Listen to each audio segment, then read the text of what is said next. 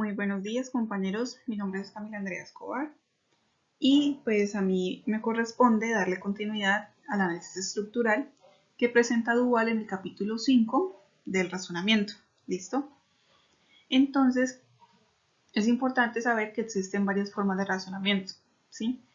Las expuestas en el documento son el silogismo aristotélico o clásico, el cual es usado mucho para estudios de psicología, para determinar el funcionamiento del pensamiento, el razonamiento deductivo y el razonamiento por el absurdo, que normalmente son usados más que todo en el campo de las matemáticas como forma de razonamiento para la demostración, y también la argumentación, que es la forma de razonamiento más adaptada a las situaciones abiertas de discusión o de investigación. ¿Listo? Duval abre con una pregunta cuestionándose si lo que hemos visto hasta ahora de análisis permite explicitar la naturaleza y el funcionamiento cognitivo de los razonamientos efectuados a través de las formas de razonamiento, ¿sí? Para esto va a examinar dos puntos para cada forma de razonamiento. Primero, la relación entre su mecanismo de expansión discursivo y su expresión lingüística. Y segundo, la proximidad entre estas diferentes formas de razonamiento. ¿Listo? Entonces lo que voy a hacer va a ser hablar de cada una de estas formas de razonamiento, intentando dar respuesta a estas dos preguntas. ¿Listo? Entonces, lo que concierne al silogismo aristotélico o clásico es que el mecanismo de esta forma de razonamiento consiste en la determinación conjuntista de las relaciones de inclusión, intersección o exclusión que existen entre las extensiones de tres términos, ¿sí? Estos tres términos hacen referencia a dos premisas y una conclusión. ¿Listo? Este tipo de razonamiento tiene la particularidad de vincular la determinación conjuntista a tres formas lingüísticas estrictas. ¿Listo? La primera es que los tres términos deben presentarse en posición de sujeto gramatical. ¿A qué se refiere con sujeto gramatical? Es aquel objeto o persona que no es explícito en la oración, ¿sí? Por ejemplo, la oración vivimos aquí. Se sobreentiende que es nosotros vivimos aquí, ¿listo? Pero no es necesario mencionar la palabra nosotros, ¿listo? Entonces el sujeto gramatical sería nosotros, ¿está bien? La segunda forma lingüística estricta hace referencia a la cuantificación del término en posición del sujeto gramatical, la cual debe explicitarse, debe ser explícita. Estas cuantificaciones son los famosos cuantificadores: para todo, ningún, algún, existe, etc. ¿Listo? Y por último, uno de los tres términos debe ser común en las proposiciones que presentan esos términos. Es decir, por ejemplo, en la figura 7 nos expresan que todos los A son B, ¿cierto? Ningún C es un B. Entonces, ningún A es un C. Aquí el término común, como lo pueden ver, es B. ¿Listo? Como lo pueden escuchar. Perdón. Listo. Entonces, las dos premisas deben cumplir estas tres restricciones estrictas, ¿vale? Las reglas que van a permitir validar un silogismo clásico son complejas, ¿sí? Si se ve desde las formas lingüísticas estrictas que acabo de mencionar, pues la posibilidad de concluir dependerá de la forma 2, de los cuantificadores, y de la forma 3, que hace referencia al término común. ¿Listo? Sin embargo, pues en representaciones como círculos o diagramas de Venn, este tipo de restricciones no son como tan necesarias. ¿Listo? Y también debido a la estrecha relación que tiene este tipo de razonamiento con las formas lingüísticas, el silogismo solo puede ser verdaderamente utilizado para términos que pertenecen a una red semántica. Esta red semántica es construida en función de relaciones de inclusión o de intersección, ¿sí? Una red semántica es como un esquema que permite representar palabras u oraciones a través de un gráfico, ¿sí? También es importante recalcar que en el silogismo clásico las unidades son términos, no proposiciones, ¿sí? Como lo mencionaba anteriormente, el término común es como una de las cosas más relevantes para poder determinar la validez de un silogismo, ¿listo? Entonces, la responsabilidad o la importancia recae más que todo en los términos, ¿sí? Igualmente, el silogismo no hace uso de un tercer enunciado como puente de premisa a conclusión. Por lo tanto, es muy próximo al empleo común de la lengua natural, el cual puede efectuarse espontáneamente como una inferencia semántica, basándose solo en la comprensión de la significación de esos tres términos y no en las restricciones lingüísticas de las dos premisas. ¿Listo? También puede coincidir con la utilización de una red semántica. Por lo tanto, hay dos procedimientos cognitivos diferentes para efectuar o evaluar un silogismo, ¿sí? El acierto o el fracaso de una prueba de evaluación puede depender de que haya o no congruencia entre una simple inferencia semántica y el mecanismo de inferencia válido definido por las restricciones lingüístico-conjuntistas, ¿sí? Que son propias al silogismo. También es importante recalcar que no todos los silogismos consisten en un solo paso de razonamiento, es decir, que se clasifican en perfectos o imperfectos. Entonces, los que sí consisten en un solo paso de razonamiento son los perfectos, en los cuales no es necesario transformar las premisas para llegar a la conclusión, ¿sí?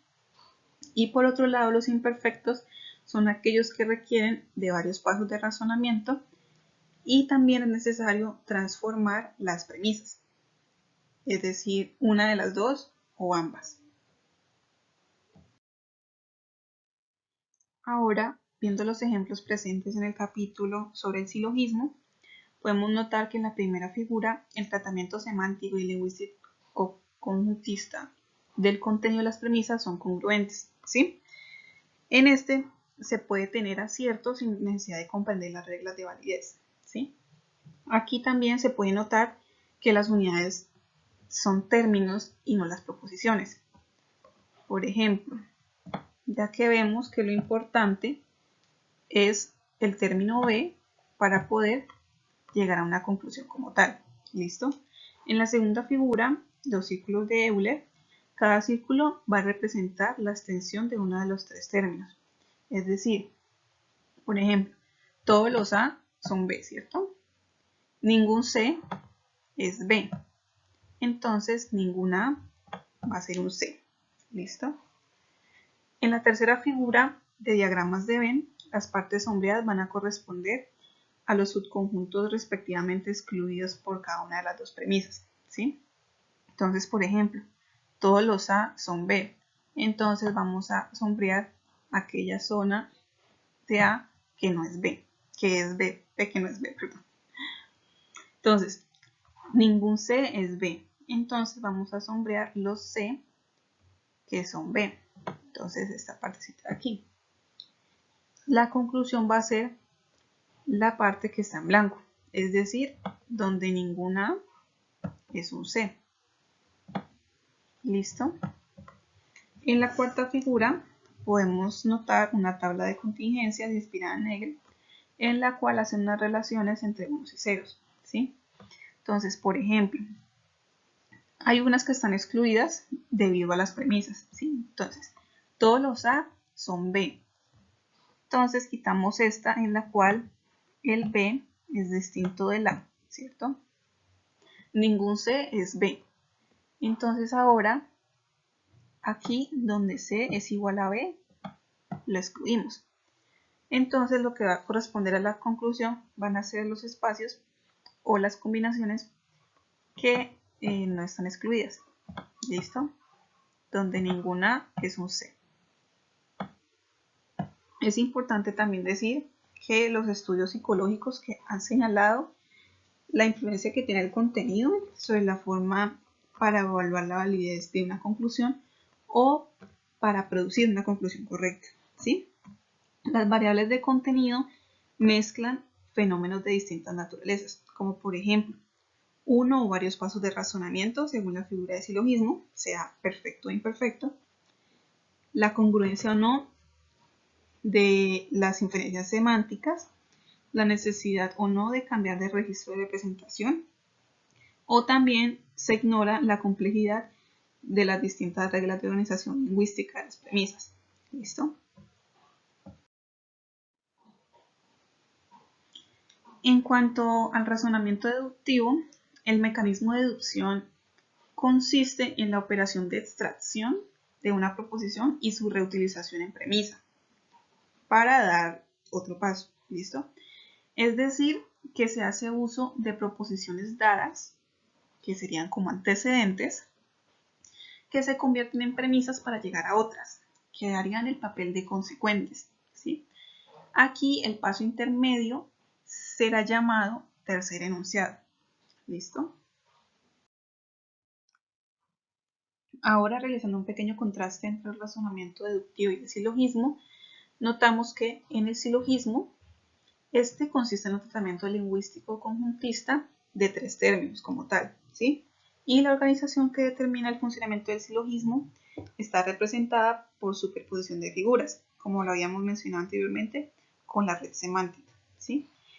En cambio, el razonamiento deductivo no puede corresponder a las inferencias semánticas. Además, la organización que determina el funcionamiento del razonamiento deductivo se presenta a través de árboles, ¿sí? Los cuales la posición de estas proposiciones va a depender del estatus operatorio en el paso de deducción que interviene. ¿Listo? Entonces, dichas restricciones de organización se van a basar en el estatus operatorio y no en el contenido como en el silogismo. Y además, dicho estatus operatorio está determinado por el estado teórico. Entonces, debido a que hay varias maneras de expresar un razonamiento deductivo en lengua natural, y este progresa más que todo por sustitución y no acumulación, la lengua natural no será el primer registro en el cual puede hacerse la experiencia de funcionamiento del razonamiento deductivo. Pues en esta expresión lingüística no se muestra como tal el funcionamiento real de la deducción, ¿sí? Esto va a generar entonces que hayan problemas para el aprendizaje del razonamiento deductivo. En cuanto al razonamiento por el absurdo, este tipo de razonamiento permite un paso inicial que consiste en negar el enunciado objeto, ¿sí? Siendo entonces un paso de tipo inferencia semántica. Y no requiere de un tercer enunciado ni la determinación previa del estatus de la proposición negada, ¿sí? Esto quiere decir también que toda lengua va a tener la posibilidad de efectuar la negación, ¿sí? Y también consta de un paso terminal que consiste en rechazar dicha negación. ¿Listo? Es un paso que por feedback, es decir, una respuesta que transmite un receptor al emisor, gira el razonamiento hacia el paso inicial, ¿sí? Entre estos pasos se hace necesario un razonamiento intermediario, que puede ser deductivo o argumentativo. Este razonamiento se detiene cuando la contratesis se rechaza como falsa, ¿sí? Es decir, lo que negamos se rechaza como falso. ¿Listo? Y es el paso terminal quien transforma dicho rechazo en aserción del enunciado objeto. Es decir, que aquí ya se pasa a la afirmación de la tesis inicial. ¿Listo? Esa transformación también requiere un tercer enunciado, es decir, un tercer excluido. Como podemos ver, este es el esquema de organización de un razonamiento por el absurdo que presentan en el texto de Duval. ¿Listo? Aquí es importante resaltar que en este tipo de razonamiento se presentan dos particularidades. Primero, comporta dos enunciados objeto.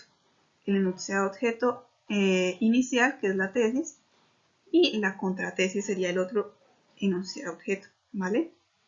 También presenta dos feedback. el que va de conclusión a contratesis y también el que va de contratesis a enunciado objeto por medio del tercer excluido. ¿Listo? Aquí es importante tener en cuenta también que en este tipo de representación no discursiva no puede ser simplemente un árbol, sino que pues tiene que cerrar, ¿sí? Como pueden ver, iniciamos en el enunciado objeto, pero en el ciclo terminamos el mismo enunciado objeto. ¿Listo? Es un ciclo que tiene que cerrar. Entonces, este es un ejemplo que muestran en el texto sobre la irracionalidad de raíz de 2, ¿sí? Entonces aquí lo interpretamos ya teniendo en cuenta la estructura anterior. ¿Listo?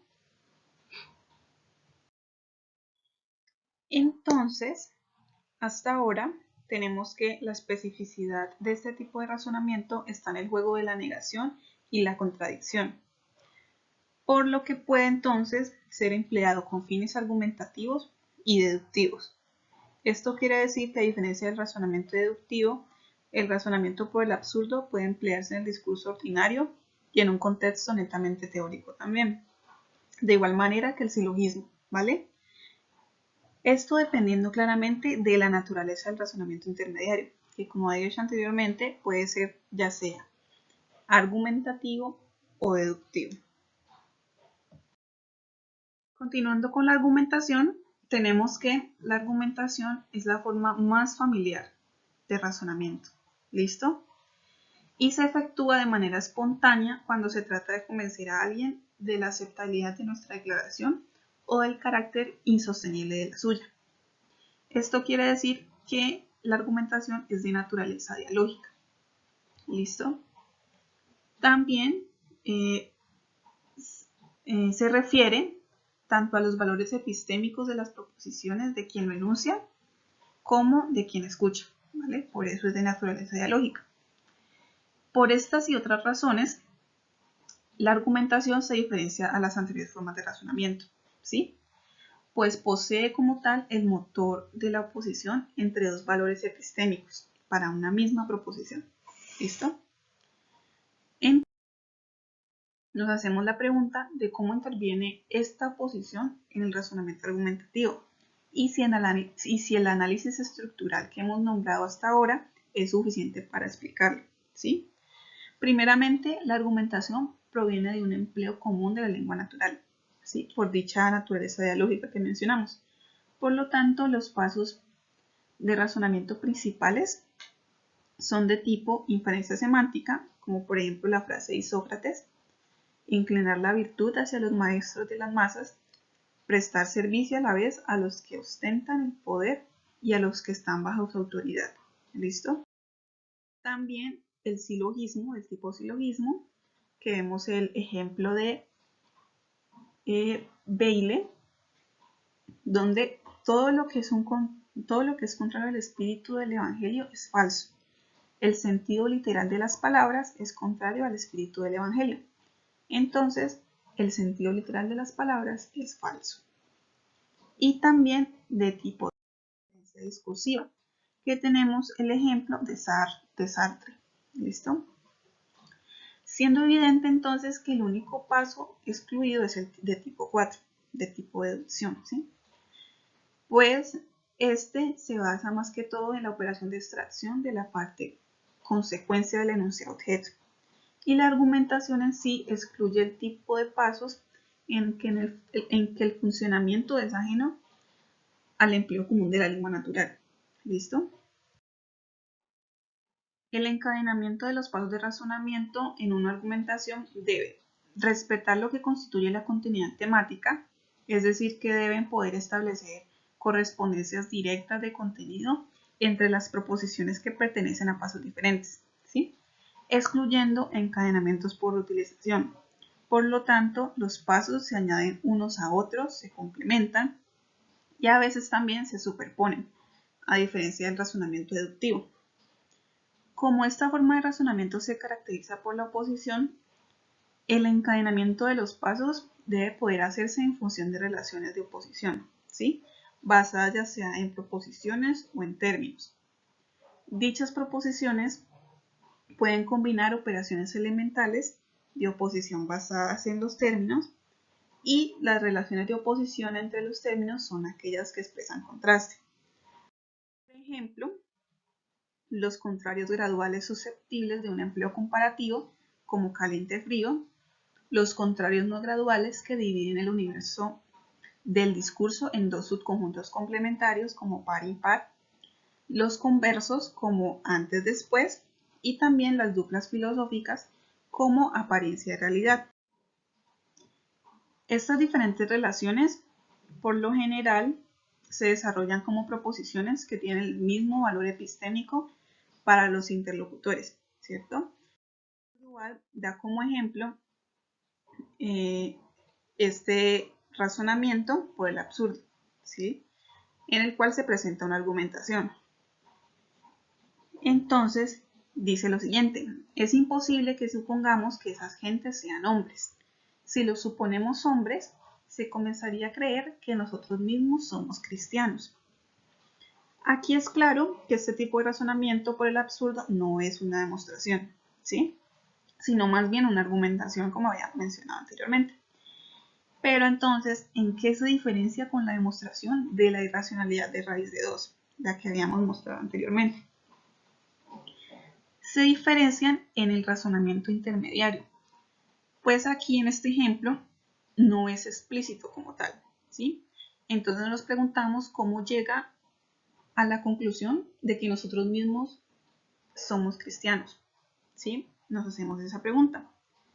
Entonces, es importante tener en cuenta que este razonamiento intermediario puede reconstruirse fácilmente si partimos de la hipótesis de una argumentación que se apoya en todas las relaciones transversales del contenido, implícitas o no, que existen entre las proposiciones que la argumentación opone, ¿sí?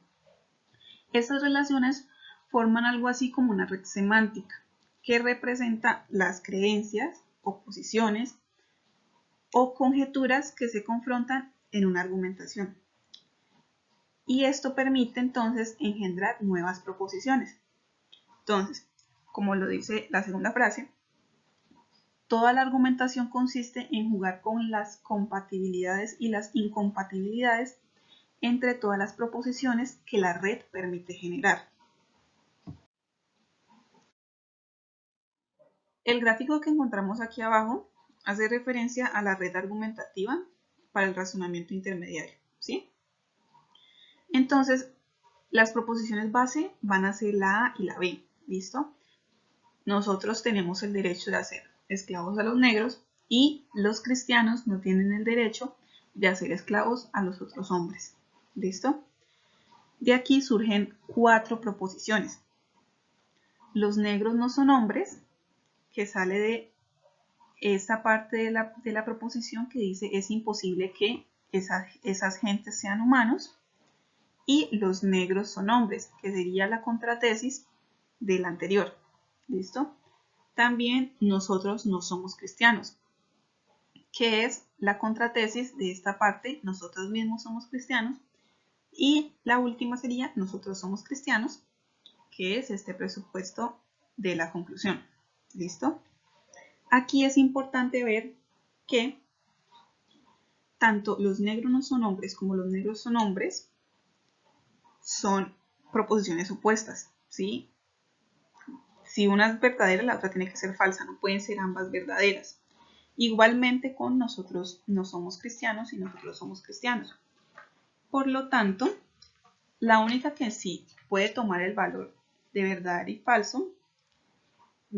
o falso, serían las proposiciones que dicen que los negros son hombres y nosotros no somos cristianos. ¿Listo? De esas sí se pueden inferir que sean ambas verdaderas o ambas falsas. Entonces, toda la ironía de ese razonamiento por el absurdo consiste en parecer justificar el enunciado objeto, ¿sí? Todo este proceso corresponde a una regla estratégica de la argumentación que se liga a solo explicitar los valores epistémicos de quien la emite. Es decir, que si tú estás argumentando algo, tú no vas a usar proposiciones que estén en contra de tu posición, ¿sí? Este tipo de red que mostramos aquí abajo puede ser usada también en otras formas de razonamiento. ¿Listo? La argumentación es una forma de razonamiento que solo puede funcionar por acumulación en tanto utilice una red de oposiciones y respete la continuidad temática. ¿Listo? Por lo tanto, la argumentación exige una aprehensión simultánea de las múltiples relaciones transversales del contenido existente entre todas las proposiciones. El valor epistémico del enunciado objeto cambia gracias a su recontextualización, ¿sí? Entonces, una argumentación lo que tiene que hacer es reorganizar de manera distinta la red epistémica y la semántica. ¿Listo? Estas subyacentes claramente a una opinión, creencia o un conocimiento local aceptado por el interlocutor, ¿sí? Entonces, también lo que podemos notar es la gran diferencia que hay entre la argumentación y el razonamiento deductivo. Pero lo que sí es común en ambas formas de razonamiento es el uso del razonamiento por el absurdo, ¿sí? Pues es cuando el razonamiento por el absurdo requiere un razonamiento intermediario de tipo deductivo, que este funcionamiento puede estar relacionado con la argumentación. Es decir, que en esta situación es donde se puede relacionar lo deductivo y lo argumentativo, ¿vale? Entonces, hasta ahora, lo que podemos concluir de esta parte en cuanto al cuadro comparativo que les había mostrado anteriormente, es que los tres tipos de razonamiento que pueden ser tanto discursivos ordinarios, en discurso ordinario, perdón, como en contexto teórico, son el silogismo, el razonamiento por el absurdo y la argumentación, ¿sí? Y los que solo pueden emplearse en un contexto teórico sigue siendo el razonamiento deductivo. Entonces, aquí es donde finaliza la explicación como tal del análisis estructural. Entonces ahora los invitamos a como crear un momento como de discusiones, observaciones y aquellos aspectos importantes que hayan notado en la exposición.